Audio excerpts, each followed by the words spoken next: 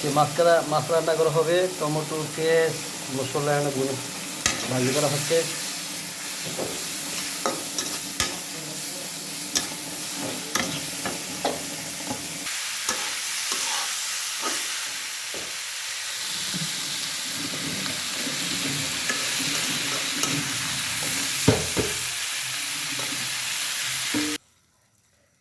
এখানে মাছ দেওয়া হয়েছে,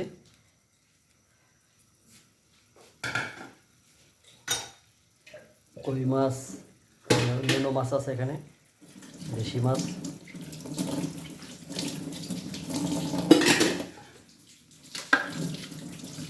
দেশি মাছ, অনেক ধরনের মাছ আছে, দেশি দেশি কই মাছ।